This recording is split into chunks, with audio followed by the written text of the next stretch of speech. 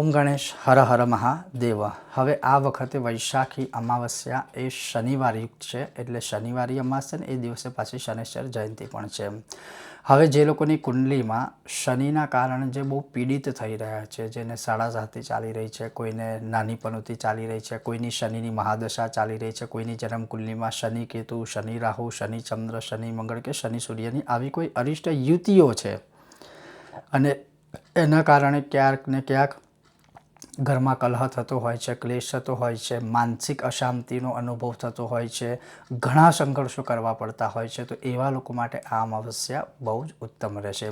અને આજે હું તમને સત્સંગના માધ્યમથી અમુક મહત્ત્વપૂર્ણ જે પ્રયોગો છે ને ખાસ કરીને શનિવારયુક્ત અમાવસ્યા પ્લસ પીપળાજીના વૃક્ષનું જે મહત્ત્વ છે, જે અકલ્પિત શબ્દોમાં લખેલું છે, આજે એ સત્સંગ હું તમને કરાવીશ। જો તમને આ સત્સંગ વિષય વિડીયો પસંદ આવે તો લાઈક કરજો, શેર કરજો, ચેનલ પર નવા છો તો સબસ્ક્રાઈબ કરજો અને સૌથી પહેલાં આપ સૌને મારા તરફથી આ શનૈશ્ચર જયંતીની ખૂબ જ શુભેચ્છાઓ।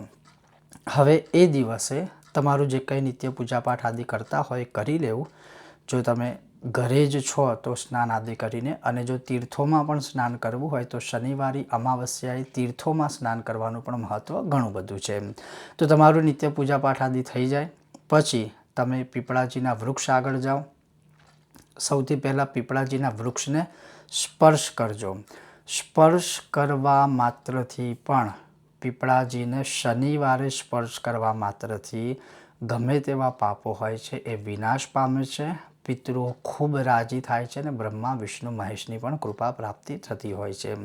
પીપળાજીને સ્પર્શ કર્યા પછી ચાંદીના પાત્રમાં અથવા તો તાંબા કે પિત્તળના પાત્રમાં, ખાસ કરીને હું કહીશ કે ચાંદીનું પાત્ર હોય, જેમ કે નાની વાટકી હોય કે એક ચમચી પણ, એક ટીપું પણ પાણી જો તમે ચાંદીના પાત્રમાં શનિવારે અમાવસ્યાએ તમે એક ટીપું પણ પાણી જો અર્પણ કરશો તો કલ્પો સુધી પિતરો રાજી થાય છે, તૃપ્ત થાય છે, ખુશ થાય છે, અને આ શાસ્ત્રોમાં કથિત છે, ગરુડ પુરાણ, વાયુ પુરાણ, નારદ પુરાણ આદિમાં।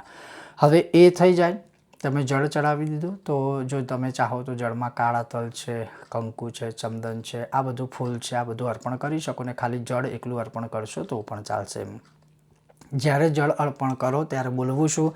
ઓમ શમ શનૈશ્ચરાય નમઃ અથવા ઓમ સર્વપિતૃ મમ મનઃ કામના સિદ્ધ કુરુ કુરુ સ્વાહા અથવા તો ઓમ નમો ભગવતે વાસુદેવાય, આ બોલવું। એના પછી પીપળાજીની પ્રદક્ષિણા કરવી। તમે એક પ્રદક્ષિણા કરો, 3 કરો, 5 કરો, 7 કરો, 9 કરો, 108 પણ કરી શકો છો, તમારી ઉપર છે। એ થઈ જાય પછી પીપળાજીના વૃક્ષ નીચે બેસી અને સરસવના તેલનો દીવો અથવા તો તલના તેલનો દીવો, તલના તેલનો દીવો કરવાથી ધનની પ્રાપ્તિ થાય, સરસવના તેલનો દીવો કરવાથી શત્રુ બાધા બંધનો આદિમાંથી મનુષ્યને મુક્તિ પ્રાપ્ત થઈ શકે છે। એ થઈ જાય પછી થોડીવાર ત્યાં બેસવું, બેસી અને ધ્યાન કરી શકો છો। તમે ઓમ શમ શનૈશ્ચરાય નમઃની એક માળા કરી શકો છો, વધુ સમય હોય તો વધુ કરી શકો છો। તમે ત્યાં બેસીને વિષ્ણુ સહસ્ત્રના મહાત્મ્યમાં જે રીતે કહેલું છે કે અશ્વત્થ સન્નિધૌ તથા પીપળાજીની સન્નિધિમાં, એટલે કે ત્યાં આગળ બેસીને વિષ્ણુ સહસ્ત્રનો પાઠ કરવાથી નારાયણ બહુ રાજી થાય છે, તો વિષ્ણુ સહસ્ત્રનો પાઠ કરી શકો છો। ત્યાં બેસીને તમે તમારા પિતૃઓ માટે તર્પણ પણ કરી શકો અથવા કરાવી શકો છો। તમારી જન્મકુંડલીમાં કોઈ આવા અરિષ્ટ ગ્રહ દોષો છે તો એની વિધિ, પૂજા, જપ તપ આદિ પણ તમે એ દિવસે પીપળાજી નીચે બેસીને કરી શકો છો। એના સિવાય જે છે એ શનિના મંત્ર જાપ મેં કીધું એમ કે એકાદ માળા કરી શકો। એના પછી જે છે એ તમે કાળા અડદ, કાળા તલ ચાહે તો કાળા તલ પણ એમાં એડ કરી શકો। લોખંડની ખીલી છે કે લોખંડનું કોઈ પાત્ર છે, તલના તેલનું દાન અથવા સરસવના તેલનું દાન અને કાળા વસ્ત્ર કે કાળા કપડાનું દાન તમે કોઈ તમારા ગોર બાપાને કે શુકલદેવને અથવા કોઈ મંદિરમાં અથવા તમને ઉચિત લાગે, યોગ્ય લાગે એ લોકોને તમે આનું દાન કરી શકો। સૂર્યાસ્ત પહેલાં આ દાન કરી દેવાનું। ખાલી આટલું પણ જો તમે કરશો તો શનિદેવની સાડાસાતી, શનિની ખરાબ યુતિ, શ્રાપિત દોષ હોય કે વિષયોગ છે કે જ્વાળામુખી યોગ છે, જે શનિની સાથે યુતિમાં બનતા હોય છે, એમાં તમને ક્યાંક ને ક્યાંક રાહત થશે. પિતૃઓ માટે કોઈ કાર્ય કરશો તો પિતૃ દોષમાંથી પણ તમને થોડી ઘણી રાહત કે શાંતિ પ્રાપ્ત થઈ શકે છે.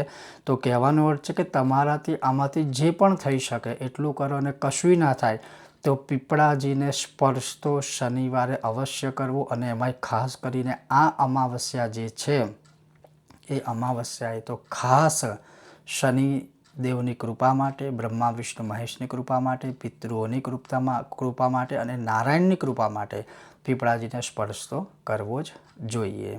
આ હતો એક મહત્ત્વપૂર્ણ વિષય અને વિડીયો. ખૂબ જ જલ્દી પાછા મળીશું કોઈ નવા વિષય, વિડીયો અને સત્સંગ સાથે. ઓમ ગણેશ, હર હર મહાદેવ. અને એકવાર પુનઃ શનૈશ્ચર જયંતીની આપ સૌને મારા તરફથી ખૂબ જ શુભેચ્છાઓ.